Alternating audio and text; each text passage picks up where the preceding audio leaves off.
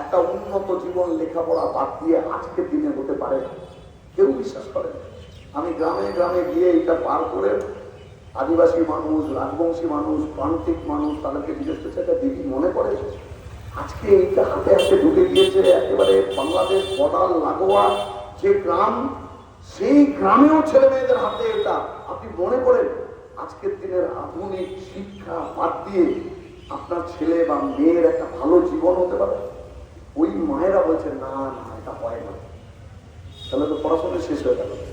তাহলে এরা তো দিদি আর মোদির কাছে চাকরি চাইবে না। কেন চাকরি চাওয়ার যোগ্যতা এদের থাকছে না? এরা তো লক্ষ লক্ষ টাকা দিয়ে প্রাইভেট কলেজে পড়তে পারবে না, প্রাইভেট স্কুলে পড়তে পারবে না। তাহলে কেউ 4 অব্দি পড়বে, কেউ 6 অব্দি, কেউ 9 অব্দি, কেউ 10 অব্দি, তারপর ছেড়ে দিতে হবে। আগ্রহ কমে যাচ্ছে। চাকরি বলতে, কাজ বলতে এই যত সব প্রাইভেট আছে, এই যে ধরুন সিভিক ভলেন্টিয়াররা দাঁড়িয়ে আছে, দলদল করে কার্বন মনোক্সাইড বেরোচ্ছে, সেটা নাকের মধ্যে ঢুকছে। 10 বছর চাকরি করে 1000 টাকা মাইনে বেড়েছে, এখন 11,000 টাকা অস্থায়ী কাজ। আরে আপনি একজন টোটো চালক, একজন ওলা উবের র্যাপিডো চালাচ্ছে, জোম্যাটো সুইগির খাবার ডেলিভারি করছে, রাত 2টো, 2:30টা, 3টে। আমার যদি একটু দেরি হয় আমরা কখনো কখনো রাগ করি ওদের ওপর।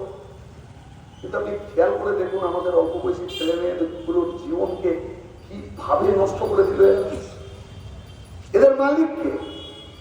আগে তো সংগঠিত ট্রেড ইউনিয়ন মুভমেন্ট হতো, ঝান্ডা নিয়ে মালিকের সাথে লড়াই, ধর্মঘট।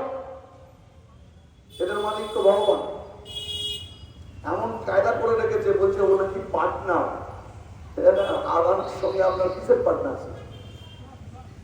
সকালবেলা উঠে দেখলেন আইডি ব্লক হয়ে গেছে, ও তো আর কিছু করতে পারবে না।